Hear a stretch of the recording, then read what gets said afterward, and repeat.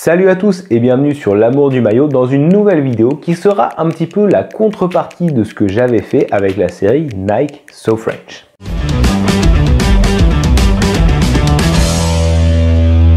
En 2012, Adidas est arrivé pour équiper le 15 de France. À l'époque, quand ils sont arrivés, c'est vrai qu'ils ont tenu à marquer un peu le coup et à faire l'opposé de ce qu'avait fait Nike. En tournant la série Nike So French, qui parlait donc de l'arrivée de Nike sur les maillots de l'équipe de France de foot, j'ai, en réfléchissant, fait un petit peu le parallèle avec le rugby. Et en réfléchissant, je me suis rendu compte que la même chose s'était produite avec Adidas. Alors je vous rappelle un petit peu le contexte.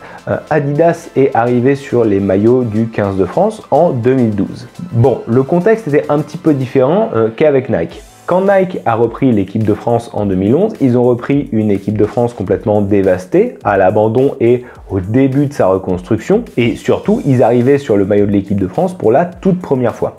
Adidas, quant à eux, c'est un peu différent. Ils ont repris le maillot d'une équipe vice-championne du monde en titre et surtout, ils ont fait leur retour sur le maillot du 15 de France 13 ans après leur dernier maillot. Le 15 de France a donc passé une grosse douzaine d'années avec des maillots Nike sur le dos et le moins qu'on puisse dire, c'est que la technologie était au cœur de ce partenariat. Le partenariat, évidemment, a commencé à la fin des années 90, donc avec des maillots un peu de ce style, comme je porte, des maillots qui restaient traditionnels, mais qui étaient un peu plus sobres que ce qui avait été fait par Adidas précédemment.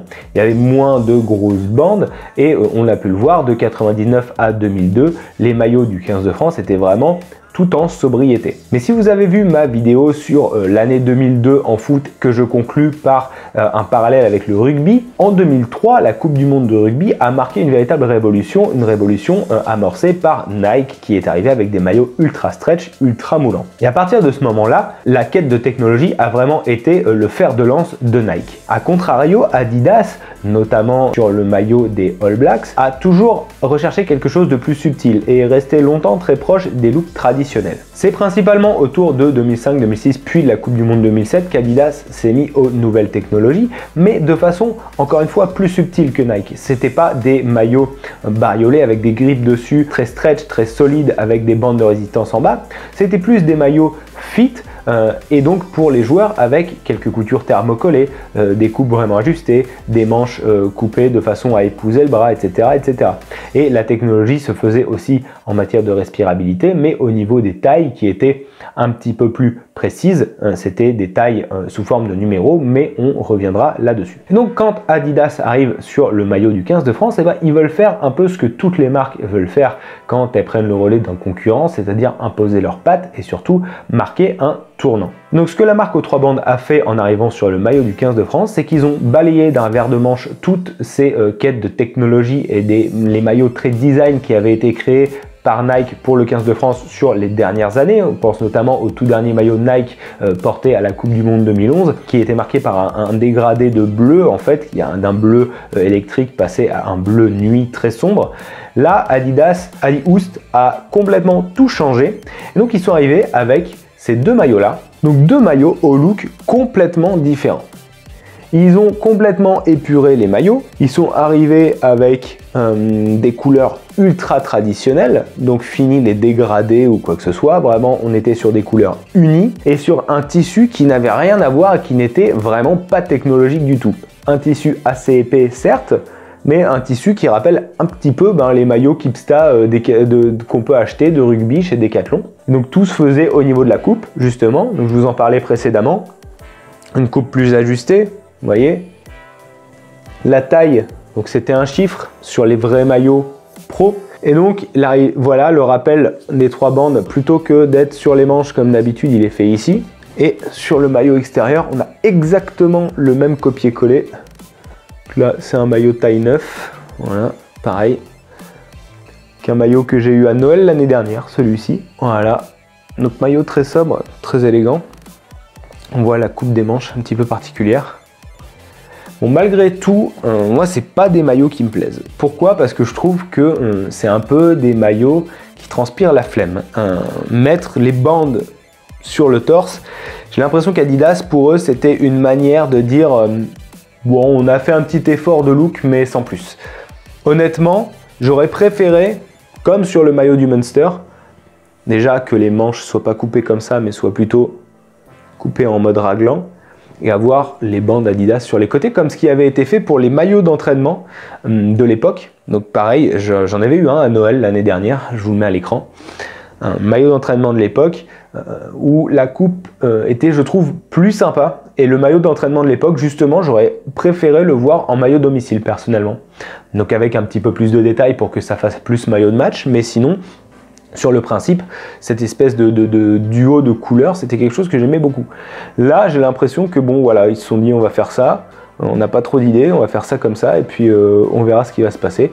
Ouais, ils ont rajouté des mots dans l'école, là, innovation, passion, engagement, bref.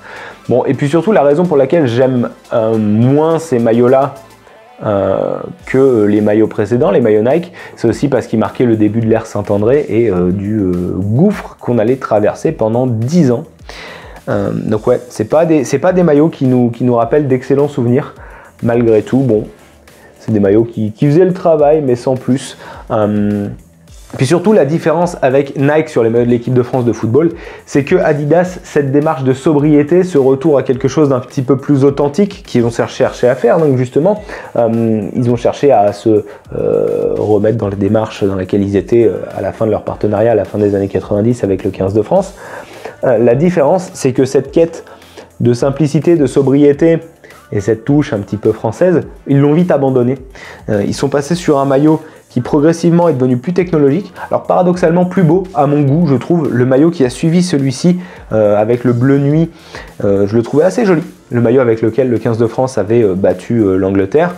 Et le maillot de 2015 que vous voyez derrière moi, qui pour moi était le plus beau maillot Adidas du 15 de France de l'ère moderne. Ça, pour moi, c'est incontestable. Il était vraiment très beau, surtout en version player. Encore une fois, quand je compare les maillots, je compare toujours les versions player. Avec le tissu, alors là, on était vraiment sur de la technologie pure, un tissu que j'avais encore jamais vu, sorte d'inspiration de toile, de voile de bateau, quelque chose de très solide, avec des grippes, une coupe spéciale pour les avants, une coupe spéciale pour les trois quarts, une poche GPS dans le dos qui était arrivée sur le maillot de 2014, celui qui avait suivi celui-ci.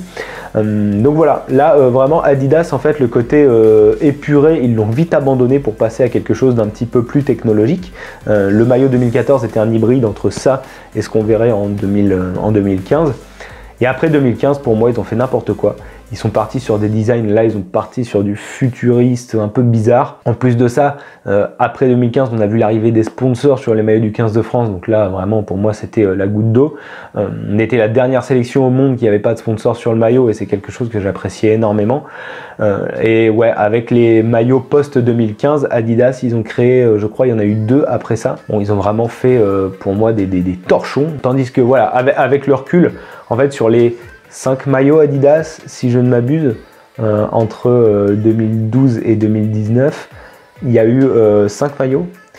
Celui-là, je le classe en 3e position. Voilà.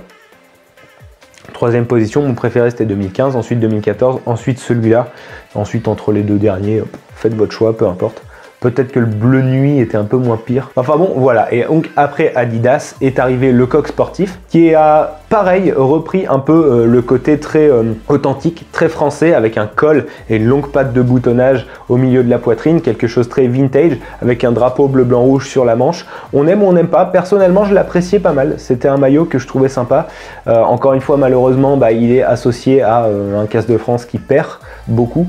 Et le Coq Sportif s'est amélioré, je trouve, progressivement, même si le dernier avec la bande dans le dos là, qui a été porté contre les All Blacks en novembre, celui-là, je suis pas fan. Mais jusque-là, je trouvais que les maillots Le Coq étaient assez sympas, notamment le dernier avant le nouveau, là, avec l'espèce de V devant. Celui-là, je le trouvais vraiment cool.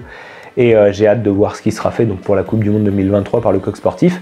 Je suis très content d'avoir le Coq Sportif en équipementier du 15 de France. Pour moi, c'est 1000 fois mieux qu'Adidas. Même si je reste, d'un point de vue rugby, je reste très attaché à Nike. Et surtout quand je vois les maillots qu'ils peuvent faire au Stade Toulousain, mais aussi le maillot de Toulon, le nouveau qui est sorti pour la Coupe d'Europe, que je trouve très joli, qui rappelle un ancien maillot du Stade Toulousain. Voilà, c'est vrai que Nike à la tête du 15 de France, c'est quelque chose que j'aimerais revoir, mais bon. En attendant, j'aime beaucoup le Coq Sportif, donc je suis très content de ce qu'ils font. C'est tout pour moi aujourd'hui, j'espère que ça vous a plu. Surtout, pensez à mettre un pouce bleu si vous avez aimé la vidéo. N'hésitez pas à commenter si vous avez quelque chose à dire. Pensez à vous abonner, c'est très important. La petite cloche pour les notifications. Et je vous dis à très vite pour reparler de maillot. Ciao!